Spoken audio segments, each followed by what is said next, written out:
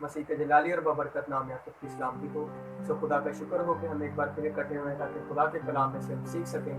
سو میری چیزوں آئے ہم خدا کے کلام کی طرف بڑھتے ہیں. اور اس سے پہلے آپ کو یاد کروا دینا چاہوں کہ اگر آپ کو میرے چینل کی تعلیمات اور اگر آپ کو خدا کا کلام اچھا لگے جو کہ ہم مل کر ایک دوسرے کے ساتھ شیئر کرتے ہیں تو اس چینل کو ضرور سبسکرائب کیجیے گا اور میری ویڈیوز کو ضرور دیکھیے گا. سو آئیے ہم خدا کے کلام کی طرف بڑھتے ہیں. اور آج کا جو ہمارا مضمون ہے وہ ہے نجات، جسے مکتی بھی کہا جاتا ہے، رہائی بھی کہا جاتا ہے، اور انگلش میں جس کے لیے لفظ سلویشن بھی استعمال کیا جاتا ہے. نجات ایک ایسا ذریعہ ہے جس کو حاصل کرنے کے بعد ہی ہم خدا کی بادشاہی کے لائق ٹھہرتے ہیں. اور نجات ہر کوئی شخص حاصل نہیں کرتا. شفا اور نجات میں نہایت فرق ہوتا ہے. اب ایک انسان جس نے اپنے گناہوں سے شفا پائی ہے، جس نے اپنی کسی بیماری سے شفا پائی ہے، ضروری نہیں کہ وہ خدا کی بادشاہی میں داخل ہو، ضروری نہیں کہ وہ انسان خدا کی بادشاہی میں جائے گا. لیکن جو انسان اس دنیا میں نجات حاصل کر لیتا ہے، نجات یافتہ ہو جاتا ہے، وہ خدا کی بادشاہی میں داخل ہو سکتا ہے. اور آج ہم خدا کے کلام میں سے نجات ہی کے بارے میں سیکھیں گے کہ نجات ہمارے لیے کتنی امپورٹنٹ چیز ہے، نجات ہمارے لیے کتنی ضروری ہے. نجات تو پہلے ہمارے ایمان سے ہمیں مل سکتی ہے. ہم جو مسیح پر ایمان رکھتے ہیں اس کے وسیلہ سے مل سکتی ہے، کیونکہ خدا کے کلام میں لکھا ہے، مسیح خداوند نے کہا ہے کہ تو مجھ پر ایمان لا تو تو اور تیرا گھرانہ نجات پائے گا، مکتی پائے گا، گناہوں سے مکتی پائے گا، گناہوں سے رہائی پائے گا، تمام برے کاموں سے رہائی پائے گا، تو نجات یافتہ ہو جائے گا اور تو خدا کی بادشاہی کے لیے پرفیکٹ ہو جائے گا، تو خدا کی بادشاہی کے لائق ٹھہرا جائے گا. سر خدا کے کلام میں سے حوالہ دیکھتے ہیں زبور کی کتاب اور اس کا 95 باب اور اس کی پہلی آیت. تو میرے چیزوں خدا کے کلام میں یوں لکھا ہے، آؤ ہم خداوند کے حضور نغمہ سرائی کریں، اپنی نجات کی چٹان کے سامنے خوشی سے للکاریں. خدا کے زندہ پاک کلام کے پڑھے اور اس کے سمجھان پر خدا کی بڑی برکت ہو. میرے عزیزو، ہم نے اس آیت میں یہ پڑھا کہ خدا کا بندہ ہمیں کہتا ہے کہ آؤ ہم خداوند کے حضور کیا کریں؟ نغمہ سرائی کریں، اس کی پرستش کریں، اپنی نجات کی چٹان کے سامنے خوشی سے للکاریں. نجات کی چٹان یہاں پر کسے کہا جا رہا ہے؟ خدا کو کہا جا رہا ہے، مسیح خداوند کو کہا جا رہا ہے، جو کہ اس دنیا میں انسان کو نجات دینے کے لیے آیا تھا اور آج بھی وہ انسان کو نجات دینا چاہتا ہے. خدا کا بندہ اس بات کو سمجھتا ہے اور ہمیں سمجھاتا ہے کہ ہم اپنی نجات کی چٹان کے سامنے خوشی سے للکاریں. جب ہم اس کے سامنے خوشی سے آئیں گے، پوری تڑپ کے ساتھ آئیں گے، جب کچھ حاصل کرنے کے لیے آئیں گے، تب وہ ہمیں نجات دے گا، تب وہ ہماری زندگیوں کو تبدیل کرے گا. دیکھیے جیسے داؤد نبی خدا کے پاس بڑی ہی جستجو کے ساتھ آتے تھے، خوشی کے ساتھ آتے تھے. کلام میں لکھا ہے کہ جب بھی انہیں تھوڑا بہت وقت ملتا وہ اس میں خدا کی پرستش کیا کرتے تھے. یہی سبب تھا کہ انہوں نے نجات حاصل کی. کیوں؟ کیونکہ وہ خدا کے ساتھ باتیں کرنے کے لیے تیار رہتے تھے، اپنے اندر تڑپ کو رکھتے تھے کہ میں خدا کے حضور میں بیٹھوں. ایسی تڑپ جس انسان کے اندر ہوتی ہے وہ نجات حاصل کر لیتا ہے. اب میرے عزیزو، خداوند یسوع مسیح جب اس دنیا میں آئے وہ نجات یافتہ لوگوں کے لیے نہیں آئے، کیونکہ جنہوں نے نجات حاصل کر لی وہ تو مسیح خداوند کو جانتے تھے. مسیح ان کے لیے آیا جو نجات کے کلام سے، جو مسیح سے ناواقف تھے. پھر مسیح خداوند خود انہیں اپنے بارے میں بتانا آیا تاکہ جب لوگ اس کے بارے میں جانیں، جب جانے کہ خدا اس دنیا میں ہے تو لوگوں کے اندر اسے ملنے کی تڑپ پیدا ہو، لوگوں کے اندر خوشی سے للکارنے کی جستجو پیدا ہو، اس کے حضور نغمہ سرائی کرنے کی جستجو پیدا ہو، ان کے اندر سے گناہ کا خاتمہ ہو. اور اسی طریقے سے مسیح خداوند انہیں نجات دینا چاہتے تھے. مسیح خداوند کے ہم قول کو پڑھتے ہیں آئیے ہم خدا کے کلام میں سے دیکھیں لوکا کی انجیل اور اس کا 19واں باب اور اس کی 10ویں آیت، اور کلام میں لکھا ہے کیونکہ ابن آدم کھوئے ہوئوں کو ڈھونڈنے اور نجات دینے آیا ہے۔ ابن آدم یعنی خداوند یسوع مسیح کی بات ہو رہی ہے۔ خداوند یسوع مسیح اپنی ذات کے بارے میں بیان کر رہے ہیں کہ میں اس دنیا میں ان بھیڑوں کے لیے آیا ہوں جو بھٹک چکی ہیں، نہ کہ ان کے لیے جو کہ میرے پیچھے پیچھے چل رہی ہیں، کیونکہ وہ تو میرے ساتھ ہیں۔ میں ان لوگوں کو ڈھونڈنے آیا ہوں جو میرے سے دور ہیں اور ان کو نجات دینے آیا ہوں، ان کی زندگی میں تبدیلی لانے آیا ہوں، ان کی زندگی کو چینج کرنے آیا ہوں، ان کو رہائی دینے آیا ہوں۔ اب اس رہائی کو حاصل کرنے کا بھی کوئی پروسیجر ہے۔ اگر ہم خدا کے کلام کی طرف غور کریں تو اسی باب میں، اسی حوالہ میں لوکا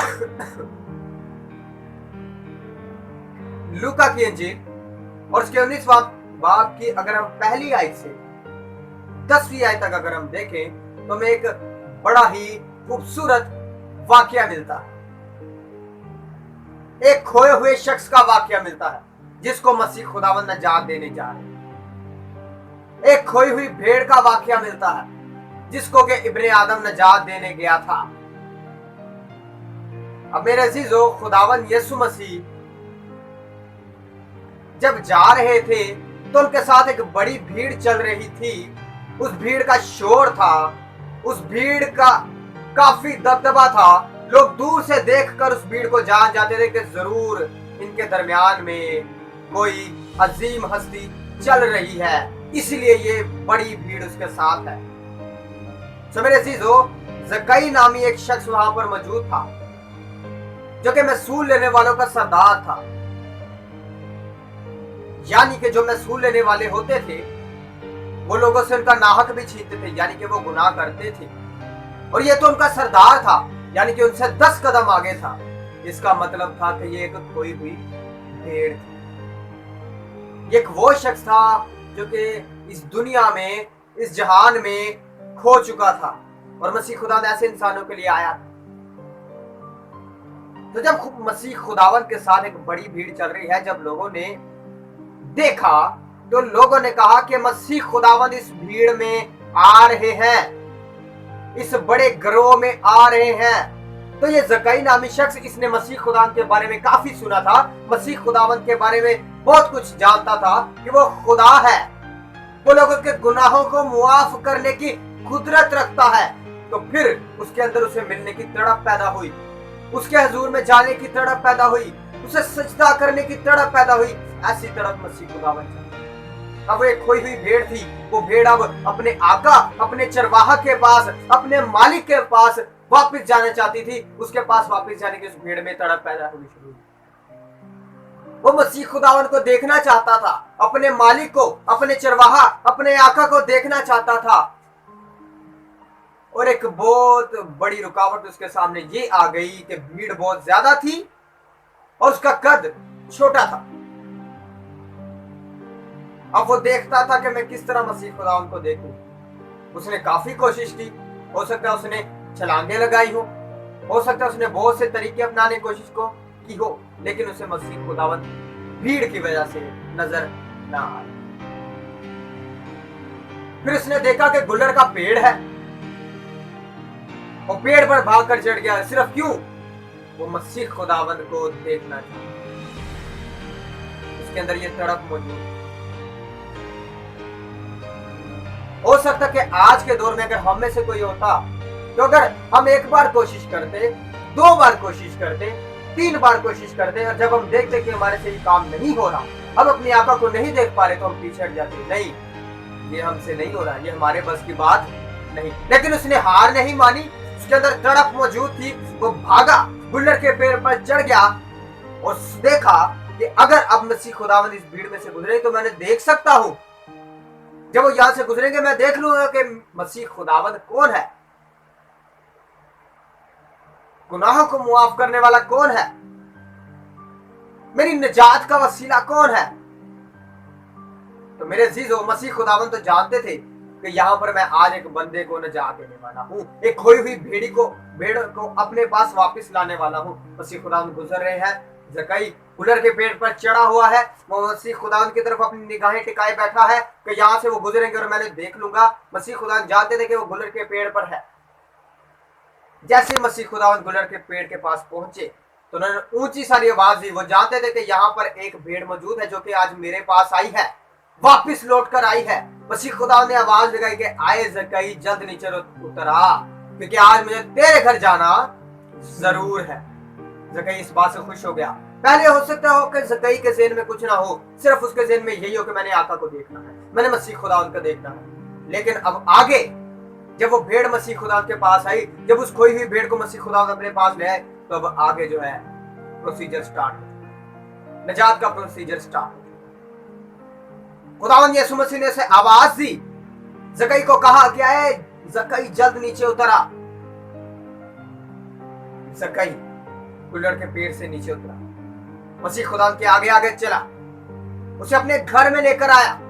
अब देखिए मसीह खुदावंद ज़कई के साथ उसके घर में जा चुके।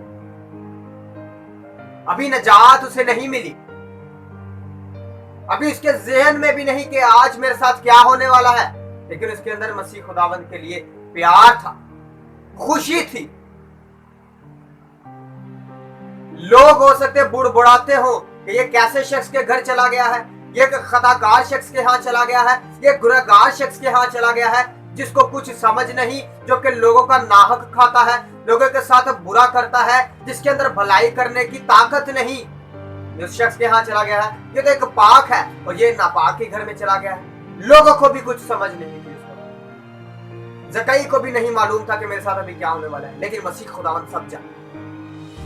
वो उसे नजात देने के लिए उसके घर में पहुंचे, ज़कई भी उनके आगे। और फिर ज़कई ने क्या किया, मसीह खुदावंद के आगे इकरार किया।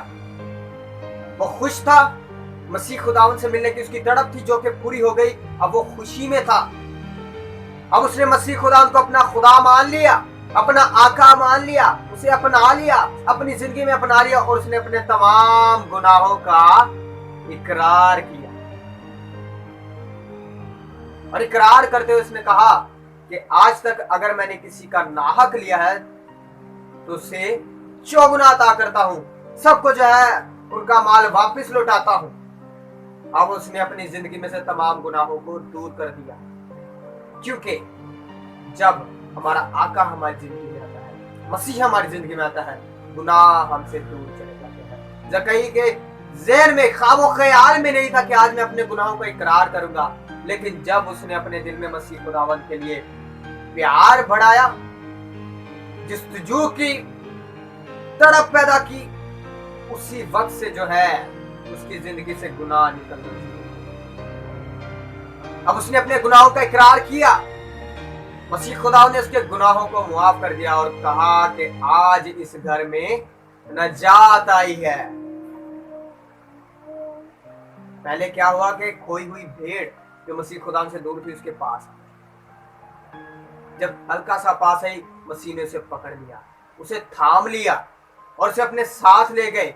और फिर जब ज़कई ने उन्हें अपने घर में लेकर गए, इसका मतलब था कि उस भेड़ की दिल में खुदावंद यीशु मसीह पहुंच चुके हैं। जब उसके दिल में पहुंचे, उसने इकरार किया, यानी कि उसके दिल में से तमाम गुनाह निकल गए, उसका दिल पाक साफ हो गया, उसके दिल में मसीह खुदावंद बैठ गए, वो भेड़ जो है पाक होगी। तब मसीह खुदा ने कहा कि हाँ, आज इस घर में नजात आई है, क्योंकि अपने आदम खोयों को ढूंढने और नजात देने आया है। मसीह खुदावंद इस दुनिया में हम जैसे लोगों के लिए जो कि खो चुके थे, इस दुनिया में नजात दे।